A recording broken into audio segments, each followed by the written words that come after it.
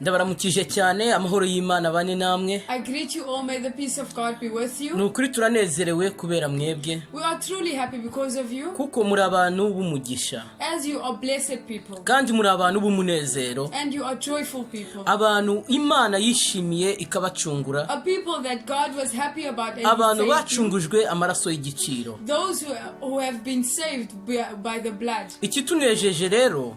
And what makes us happy today? Nuko muri aka kanya tugiye kuganira ku magambo y'Imana. Is that in this moment we will be discussing the word of God. Umutwe uvuga ngo icyaha. That we have titled sin. Ariko wakwibaza uti mbese icyaha ni iki? But you may be wondering what is sin. Mbese kubera iki bahisemo kuvuga icyaha? Why did they choose to speak about sin? Icyaha ni ikintu kibi cyane. Sin is a bad thing. Impamvu tuvuga ibi ngibi. And the reason we say nuko icyaha aricyo cyadutandukanyije n'Imana. Is because sin is what separated us from God. Iyo hataba icyaha tuba tukiri kumwe n'Imana. If there was no sin, we would still be with God. Ariko kubera habayeho icyaha twatandukanye n'Imana. Because there was sin, we were separated from God. Ariko uyu munsi wa none, but today, hari iki ibyiringiro? There is hope. Hari ibyiringiro. There is hope. Byuko uva mu byaha azabona ubugingo buhoraho. There is hope that whoever leaves sin will have eternal life. Uwo ni umuhamagaro. That is the calling. Iryo ni ijwi ry'Imana. That is the voice of God. Rigira riti ngwino uve mu byaha. That's the voice of God calling us to come out of sin. Kuko riratanga ibyiringiro by'uko uzava mu byaha azabona ubugingo buhoraho. Hope that whoever leaves sin will get Ariko reka eternal mbabwize life. ukuri.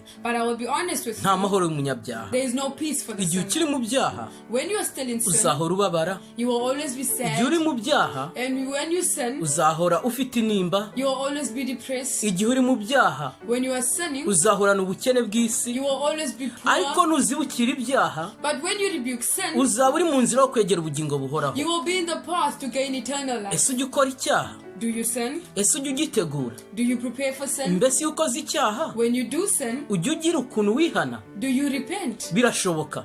It's possible that ko waba ukora icyaha, that you sin, kuko natwe turabikora. As we all sin. Ariko icy'ingenzi si ugukora ibyaha. But the important thing is not sin. Igikwiye ni ukwihana ibyaha. What's important is kuko icyo Imana idushakaho, what God seeks from us, ni ukwihana ibyaha. is to repent. Nshuti muvandimwe, dear friend, mbere yuko dukomeza, before we continue, reka tuze kwinginga Imana let us mu isengesho in a prayer, kugira ngo ize kutubashisha kugera ku rugero. So that it might strengthen us Nge to turi become kuvugana who ndi he wants Hakizimana us to be. Seti. You are speaking to Hakizimana Seti. Ndi kumwe na mushiki wanjye. And my sister. Amazina yiwe ni Benelda Surabeza. Uwiteka atugirire neza. May God continue to bless us. Umwami Imana akomeza tubere byose. And may the Almighty God continue to be everything to Mureka us. twicishije bugufi. Let us humble ourselves. Twicishije bugufi. And humble ourselves. Dusabe Mwuka Wera kugira ngo aze abane natwe. To ask the Holy Spirit to be with us. Kandi Mwuka Wera aze atuyobore muri iyi gahunda. So that the Holy Spirit can guide us in this program. Ngaho nimureke dusenge. Let us pray. Twambaze Imana. And ask God kugira ngo itubashishe inada dusobanurire ibyo twe tutabasha kwisobanurira. Data mwiza, byiringiro bizima, twongeye kugushima. Habwa icyubahiro, urera kandi urakomeye. Uri Imana, uriho kandi uzahoraho. Muri aka kanya twongeye kuza imbere yawe twicishije bugufi. Tuje imbere yawe dufite amagambo avuga ngo icyaha. Turakwinginze Mwami Imana ngo utubashishe gusobanukirwa n'icyaha icyo ari cyo, kandi utubashishe kwihana by'ukuri kugira ngo tubashe kuzinuka ndetse no kuzibukira icyaha icyaturimbuza kikatubuza ubugingo, gitsembwe nawe muri twebwe. Ikirutaho Mwami abari buze gutega amatwi iri jambo, reka Nyagasani ubahe kumva no kumvira, imitima yabo uyikingure kandi babere byose nk'ukuri byose, ibikwiye bide nabo kwambaza mu izina rya Yesu, amen. Nshuti rero bavandimwe bene data, turi kuvuga ku magambo avuga ngo icyaha. Dear friends and brethren, we are speaking about the word titled sin. Nkuko twabibonye, as we have seen, icyaha iyo kitabaho, if there wasn't sin, tuba tukiri kumwe n'Imana. we would still be with God. Ariko ijambo ry'Imana but the word of God riragira riti says that kuko bose, because they all, kuko twese, because we all twakoze icyaha, have sinned, ibyo byonyine only that byatumye dutandukana n'Imana. separated us from God. Ariko hari ibyiringiro but there is hope. Kuwihana to those who kureka repent, icyaha to that who leave azabona sin, ubugingo buhoraho. that they will get eternal life. Imana irema When God created, yaremye isi mbere na mbere, He created the earth first. irema isi ari nziza. He created the earth beautifully. Isi yari ifite ishusho nziza, The earth had a beautiful. isi yari imeze neza, n'ibyariho byose byari byiza. The earth was beautiful, and whatever was on earth Ariko was muzi beautiful. icyabaye nyuma? But you know what happened after Muzi that? ibyabaye kuri ya si What nziza? happened to that? Do you know what happened Nyuma to y'uko the icyaha beautiful kibaho, earth? After sin came, ibintu byose byabaye bibi. everything became ugly. Ibimera bitangira kumera ari bibi, What grew badly. bitangira kumera bidakura It grew without growing kubera icyaha. because of sin. Ubuzima butangira kuba bubi, And life became terrible. urupfu ruraza, Death happened. inzangano ziraza, Hatred happened. amacakubiri araza, Separation ubwicanyi happened. buraza Murdering happened kubera icyaha. because of sin. Icyaha ni kibi cyane.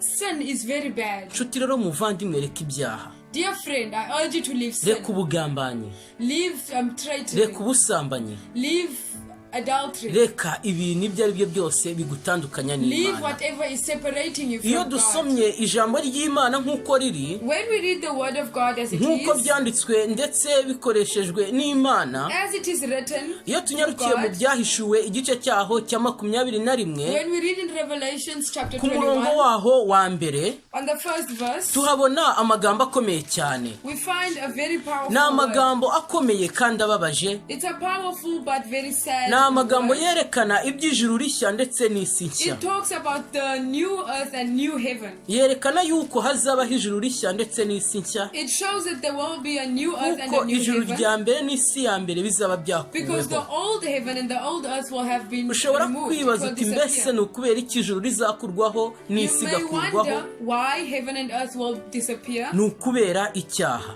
It's because of sin. Ubu hari uvuze ati gute? And there's someone who's wondering Iri juru how. twumva Imana irimo This heaven that we hear God is in, ryabereyemo intambara ikomeye, there was a very big war. intambara yari hagati y'Imana na Satani. A great battle between God and Satan. Ushobora kumva ngo Imana irwana, You may hear how God fought. kandi Imana tuzi ko ari inyarukundo.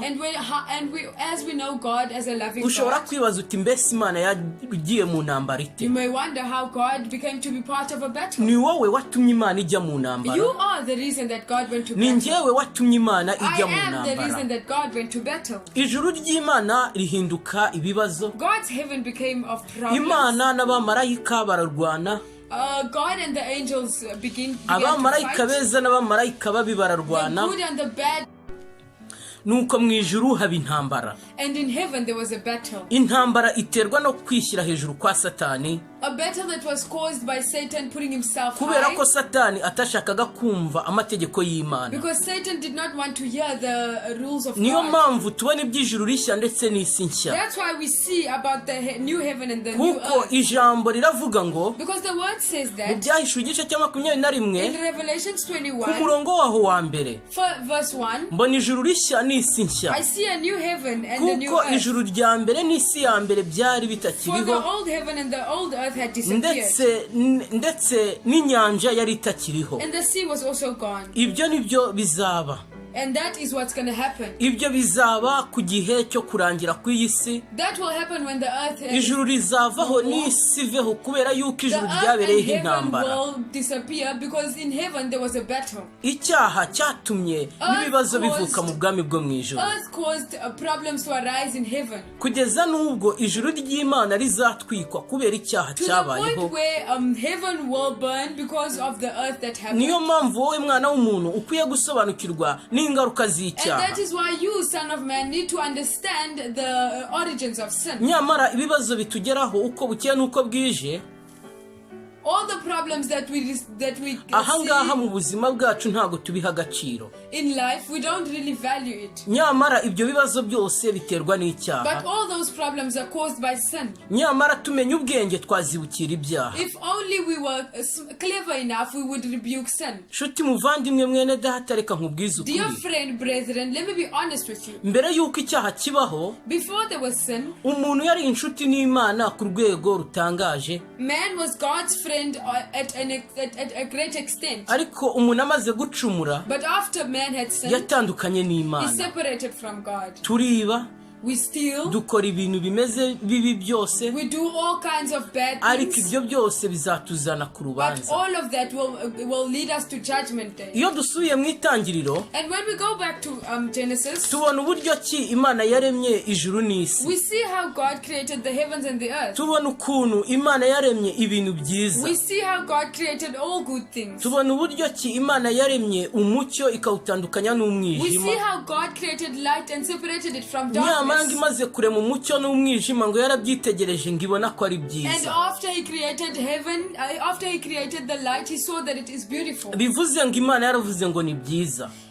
We see that God said that it is beautiful. Irongera irema ubutaka ndetse irema n'iteraniro ry'amazi, ahumutse ihita ubutaka, ahari amazi ihita inyanja. And he created the sea, and he created the waters, and he separated land from water. Irabibona ivuga yuko ari byiza. And when he saw this, he says that it is good. Nta kintu Imana yaremye ari kibi. God created nothing that is ugly. Ariko mwumve ingaruka z'icyaha ku by'Imana yaremye. But listen to the consequences of sin. Nuko byose bizavaho bikarangira.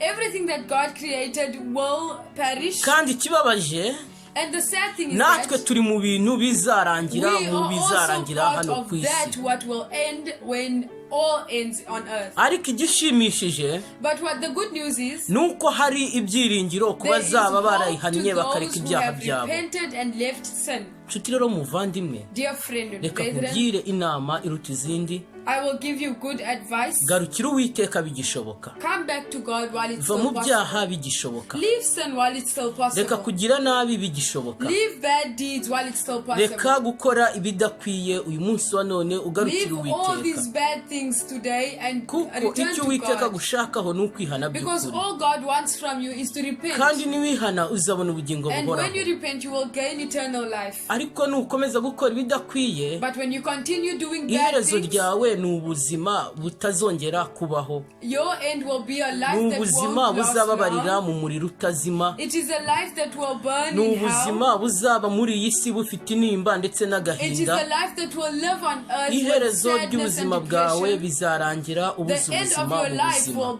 will be the ending of life Icyo for ngusaba you. rero nanjye nisabira, What I ask for you today and I reka ask for dukunde myself, inshuti zacu let us love our friends. kandi twubahe amategeko y'Imana. Let us respect the laws of God. Igikomeye kiruta ibyo byose ni uko nta muntu And the uzabona most ubwami bwo mu important ijuru thing is that kubw'ubuntu gusa. nobody will just see the heaven Kubw'ubuntu gusa. by grace only. Ikigaragara cyo ni uko What we can see is that uko amategeko y'Imana ari, as the laws of God yose are, dukwiye we kuyubahiriza. should respect and abide by Kuko all of yavuze them. ngo ntukibe, Because as he says we shouldn't steal, niyo yavuze ngo ntukice, he also said we shouldn't kill. niyo yavuze ngo ntugasambane, He also says that we shouldn't commit niyo adultery. yavuze ngo ntukagambane, He also said that we shouldn't. ni nayo yavuze ngo ukunde mugenzi wawe nk'uko He also wikunda. said we should love our friends and everyone as we love Urumva ourselves. ko amategeko yose akwiye You hear kubahirizwa. that all the laws of God should be respected and Ntakwiye abided kubahirizwa by. n'abantu bamwe ngo areke abandi. It shouldn't be abided by some and not by the others. Twese dukwiye kubahiriza amategeko y'Imana kugira ngo tugaragarire We mu should buntu all bw'Imana. abide by it and stay in the grace of God. Nshuti rero muvandimwe, Dear friend and kugira ngo brethren, ube mu nzira nziza itari mu icyaha ni ukubahiriza amategeko in order for y'Imana. you to be in the good path is to abide by the laws of God. Kandi no mu gihe ukoze icyaha ni ukwihana. And in the time that you commit sin, you should repent. Kuko ijambo ry'Imana riratubwira riti, Because the word of God says that, dore mpagaze ku rugi, I'm standing by the door, umuntu niyumva ijwi ryanjye agakingura nzinjira iwe dusangire. and when you hear my voice and you open the door, I will enter and let Urugi us ruvugwa ni dine umutima together. wawe. And that door is in your heaven, is in your heart. Icyo usabwa rero ni ukwemerera Yesu Kristo akaza agatura mu mibereho What is yawe. required of you is to allow God to live in your life. Tukwifurije kwakira Yesu Kristo mu bugingo We wish for bwawe. you to receive God, Jesus Christ Tukwifurije today. kwakira Yesu Kristo mu We mibereho wish for yawe. you to receive Jesus life in your Jesus Christ in Tukwifurije your life. kwihana ibyaha by'ukuri. We wish for you to repent truly. Tukwifurije amahoro yo mu mutima We wish for yuzuye. you to have peace in your heart. Kuko wowe kuko nge tutabyishoboza, And because you and I cannot do this by reka ourselves, turarike mwuka wera kugira ngo atubere byose muri byose. let us ask the Holy Spirit to be everything to us in reka everything. dusabe umwami Imana adushoboze kwihana by'ukuri kugira ngo tuzabone ubugingo buhoraho. Let us ask God to strengthen us. ibyo nibyo twasaba tugusabira natwe twisabira, And that is what I ask for you and I ask for myself. mu izina rya Yesu Kristo umwami In wacu, Jesus Christ's name. amen. Amen.